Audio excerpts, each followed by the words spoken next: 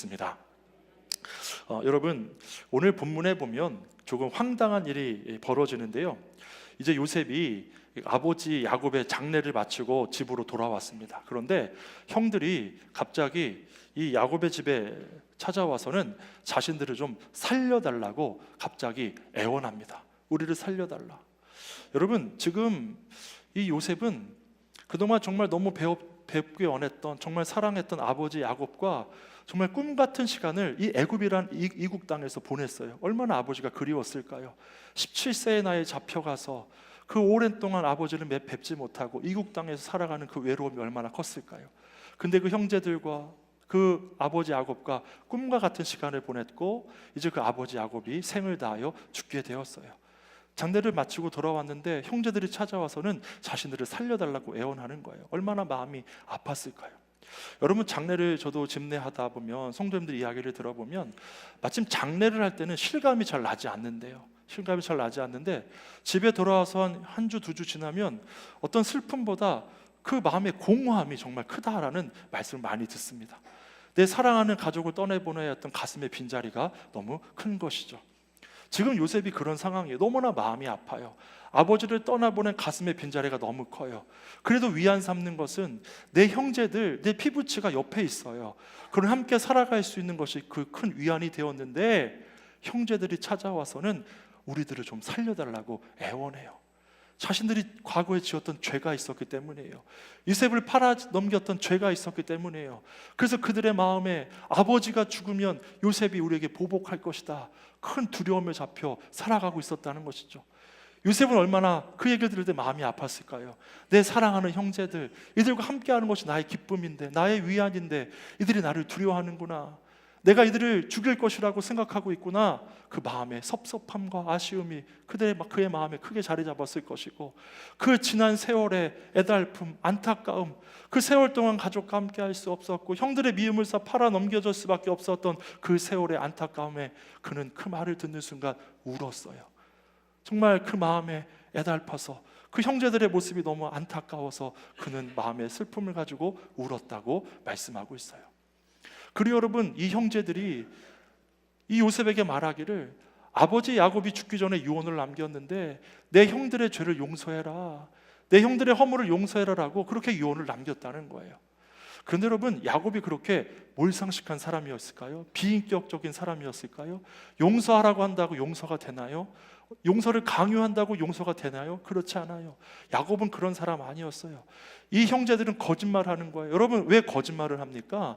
상황을 모면하려고, 사람이 두려워서 거짓말을 하게 되죠. 이 형제들은 사람을 두려워하는 자였어요. 그래서 자기 목숨 부지하려고 지금 이 요셉 앞에서 거짓말을 하고 있었다는 것이죠. 여러분, 그때 이런 상황 가운데 요셉이 형들에게 뭐라고 이야기했습니까? 우리 19절 말씀 같이 한번 읽어보면 좋겠습니다. 요셉이 그들에게 이르되 두려워하지 마소서, 내가 하나님을 대신하리이까. 내가 하나님을 대신하리이까. 형제들은요, 사람을 두려워하는 자들이었어요. 그런데 요셉은 하나님을 두려워하는 자였죠. 요셉이 그들에게 반문하는 거예요. 내가 하나님을 대신하리이까. 내가 하나님을 대신하리이까. 무엇을 말하는 거예요? 자기 삶에 어려움도 있었고 고난도 있었고 형들에 의해서 팔려나가는 어려움, 고통이 있었지만 이 모든 것은 하나님의 섭리 가운데 되어졌다는 거예요. 그런 내가 하나님을 대신하리까 라고 반문하고 있는 것이죠. 그래서 요셉은 사람 두려워하지 않았어요.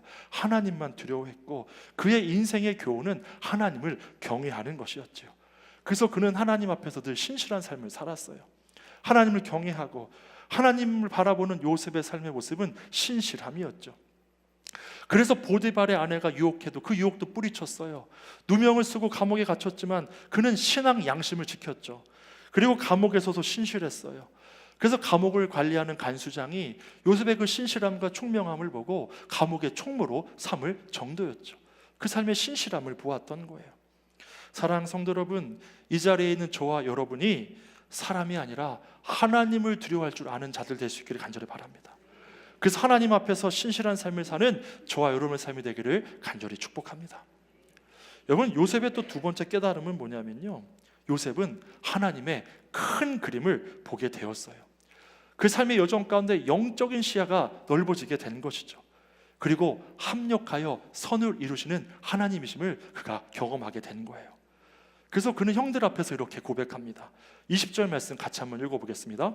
당신들은 나를 해하려 하였으나 하나님은 그것을 선으로 바꾸사 오늘과 같이 많은 백성의 생명을 구원하게 하시려 하셨나니. 아멘. 당신들은 해하려 했으나 하나님은 선으로 바꾸사. 그 형제들이 자신을 죽이려고 했어요. 해하려고 했어요. 결국 노예로 팔아넘겼어요. 그런 하나님 그것마저도 선으로 바꾸셨다는 거예요. 선한 역사로 하나님께서 바꾸셨다는 거예요. 여러분, 초대교회가 왜 부흥했는지 아십니까? 초대교회가 왜 부흥했는지 아세요? 핍박 때문에 부흥했어요. 핍박 가운데 부흥했어요. 여러분, 세상은요 예수 그리스도의 복음이 퍼져나가는 것을 싫어해요. 막으려고 해요. 그래서 교회와 성도를 핍박했죠. 못하게 하고 억압했어요. 그런데 핍박이 거세면 거셀수록 복음은 더 힘차게 능력 있게 여러 곳으로 번져 나가게 된 거예요. 여러분, 초대교회 예루살렘 교회에 큰 핍박이 있었어요. 7 집사 가운데 한 사람인 스데반이 순교당하는 일이 있었어요. 여러분, 이 상황만 보면, 이 스데반 집사가 순교당한 상황만 보면 교회는 다 끝난 것 같아요. 그런데 그렇지 않았다는 거예요. 성경은 뭐라고 말씀합니까? 사도행전 11장 19절에 보면 이렇게 말씀합니다. 그때에 스데반의 일로 일어난 환난으로 말미암아 흩어진 자들이 이것저것으로 흩어져서 예수 그리스도 복음을 전했다는 거예요. 스데반의 일, 환난과 핍박으로 그들은 흩어졌지만 흩어진 그곳에서도 예수 그리스도의 복음을 전했다는 거예요. 그리고 그 복음이 능력 있게 퍼져나갔고 수많은 이들의 감동을 주어서 많은 이들이 예수께로 돌아오게 된 것이죠. 여러분, 핍박 때문에 복음이 사장될 줄 알았는데 아니었다는 거예요. 더 힘차게 퍼져나갔죠. 왜 그런가요? 복음에는 생명력이 있기 때문인 줄 믿으시기 바랍니다. 운동력이 있어요. 퍼져나가게 되는 거예요. 여러분, 또 본래 바울은 어떠한 자였습니까? 기독교인들을 핍박하는, 예수를 핍박하는 자가 바울이었어요. 근데 그가 예수 그리스도를 만나고 회심하고 복음 전파자가 되었죠. 그도 복음을 전하다가 여러 번 죽을 뻔하였어요. 그러나 결국 그의 고백은 무엇입니까? 로마서 8장 28절에 보면 그의 삶에 이러한 고백을 해요. 같이 읽어보겠습니다. 우리가 알거니와 하나님을 사랑하는 자 곧 그의 뜻대로 부르심을 입은 자들에게는 모든 것이 합력하여 선을 이루느니라. 아멘. 아멘이신가요? 여러분, 이 고백을 하고 살아가고 계신가요? 모든 것이 합력하여 선을 이루느니라. 여기서 말하는 선은요, 다 내 뜻대로 잘 되는 것을 말하는 것이 아니에요. 하나님의 뜻대로 되는 것이 선임을 믿으시기를 간절히 바라요. 하나님께서 천지를 창조하시고 하루하루 창조하실 때마다 보시기에 좋았더라 하셨어요. 왜요? 하나님의 뜻대로 되었기 때문이에요. 하나님의 의증대로 되었기 때문이에요. 하나님 보시기에 좋았더라. 토부, 그것이 선이라는 거예요. 하나님의 뜻대로 되어주는 것. 여러분, 이 사실을 아는 자들에게는 삶의 변화가 일어나는데요, 모든 일 가운데 하나님의 뜻을 묻게 되는 거예요. 하나님의 뜻을 찾게 되는 것이죠.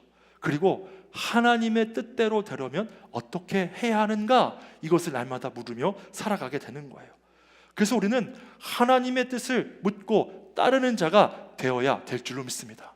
하나님의 뜻을 날마다 분별하려고 하고 하나님의 뜻을 묻고 이 상황 가운데 하나님의 뜻이 무엇인지 깨닫고 그대로 살아가려고 애쓰는 자들이라는 거예요. 그런데 여러분, 하나님의 뜻대로 되는데 어떤 인생의 우여곡절이 있어요. 왜냐하면 하나님은 완전하시지만 하나님의 뜻을 이루시려고 사용하시는 사람은 완전하지 않기 때문이에요. 그래서 하나님의 뜻을 이루시기 위해 우리에게 우여곡절을 경험하게 하세요. 여러분, 요셉의 삶도 그랬죠. 요셉의 삶의 우여곡절을 보십시오. 그의 뜻대로 된 것이 하나도 없어요. 그의 선택으로 되어진 것이 하나도 없어요. 자기의 의지와 상관없이 형들에 의해서 미디안 상인에게 팔려서 애굽의 종으로 끌려갔어요. 마침 애굽의 군대 장관 보디발의 눈에 들어서 보디발의 집에 종으로 팔려가게 되었죠. 그것도 요셉의 선택이 아니었어요. 보디발의 아내의 유혹을 뿌리치고 누명을 쓰고 감옥에 갇혔어요. 그것도 요셉의 선택이 아니었어요. 감옥에서 만난 술 맡은 관원장의 꿈을 해석해 주었고, 이것이 후에 바로의 꿈을 해석해 주는 일로 연결이 되어서 애굽의 총리 대신이 되었어요. 이것도 그가 선택해서 되었던 일이 아니에요. 그리고 여러분 생각해 보세요. 하루 전만 해도 옥에 갇혔던 자가 하루아침에 애굽의 총리 대신이 되는 일, 여러분 가능한 일인가요? 인간이 계획해서 인간의 뜻대로 준비해서 되는 일이라면 불가능한 일이에요. 어떻게 하루아침에 옥에 갇혔던 자가 총리 대신이 되겠어요? 그러나 하나님이 계획하시면 되는 줄로 믿으시기를 간절히 바랍니다. 하나님이 계획하시면 가능한 일을 하는 거예요. 여러분, 이런 요셉의 삶을 살펴보면요, 요셉의 삶에 선택권은 한 번도 없었어요.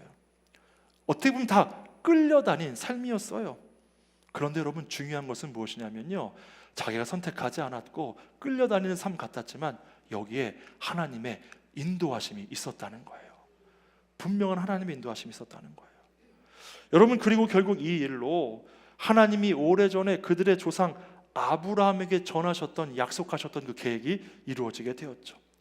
창세기 15장 13절 14절에 보면 여호와께서 아브라함에게 이르시되 너는 반드시 알라, 내 자손이 이방에서 객이 되어 그들을 섬기겠고 그들은 400년 동안 내 자손을 괴롭히리니 그들이 섬기는 나라를 내가 징벌할지며 그 후에 내 자손이 큰 재물을 이끌고 나오리라.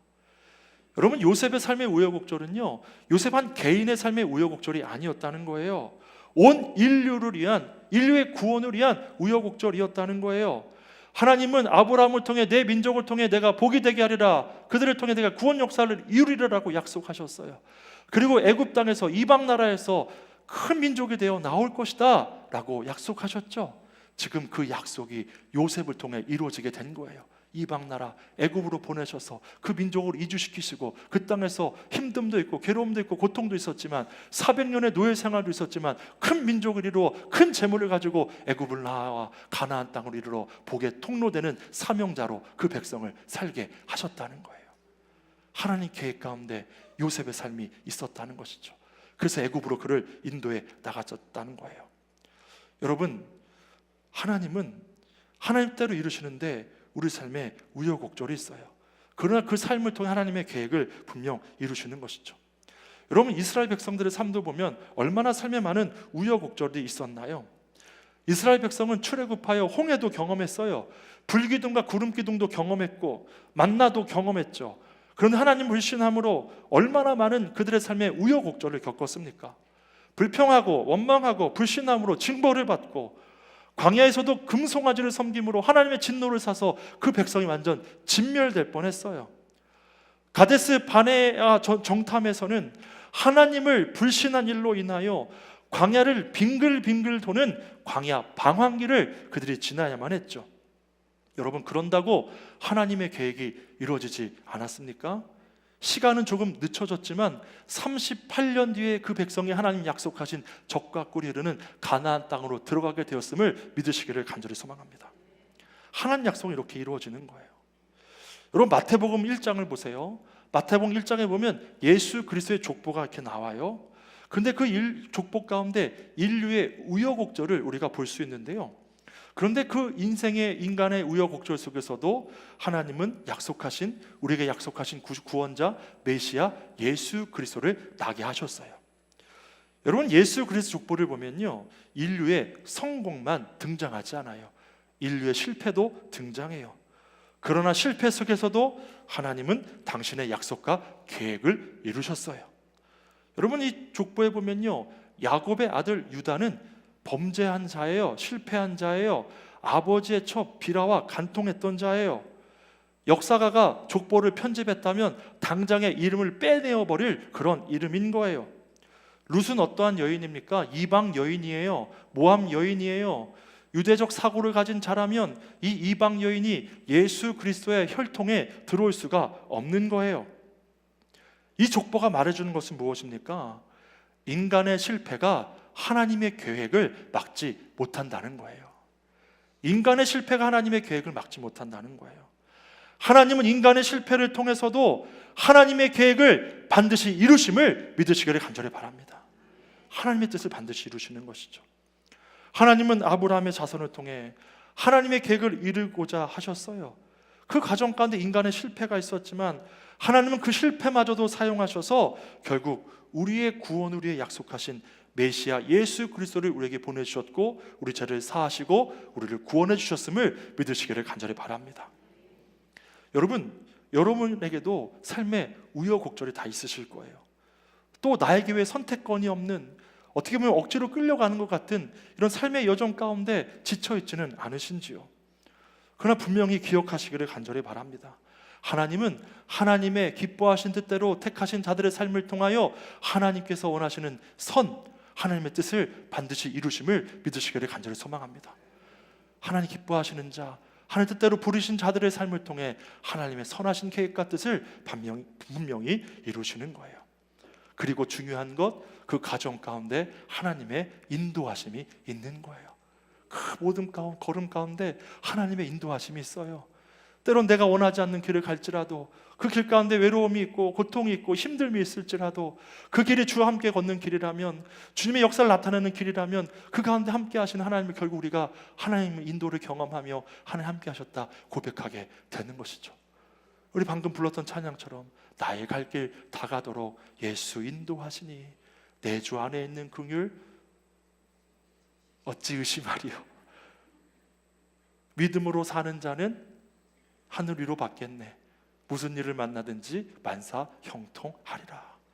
그 고백이 우리에게 있게 되어지는 것이죠.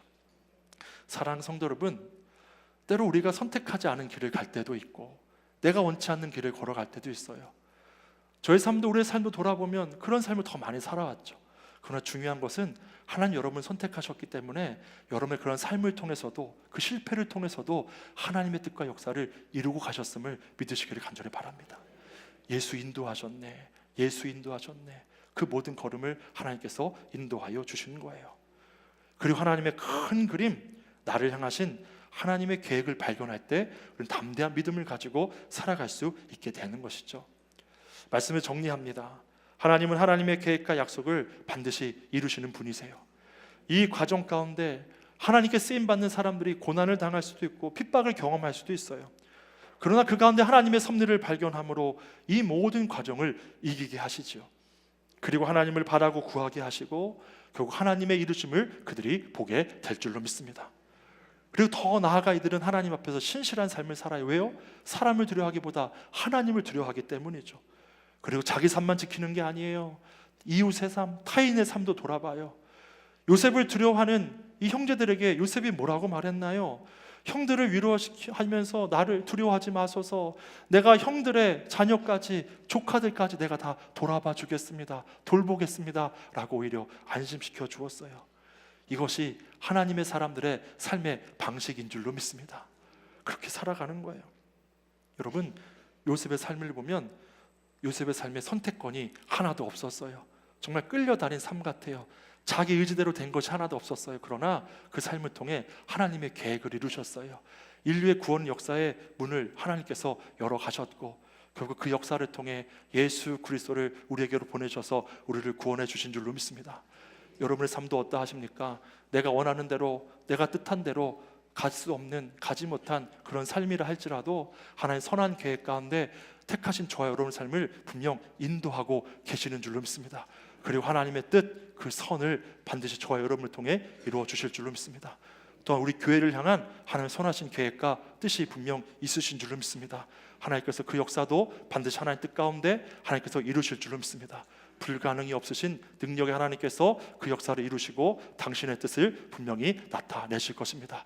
그 하나님 역사 계획을 바라보며 믿음으로 담대히, 그 길이 고난의 길, 험난한 길이어도 하나님 바라보며 신실하게 하나님 경외함으로 그 길을 걸어가는 저와 여러분 되기를 예수 그리스도의 이름으로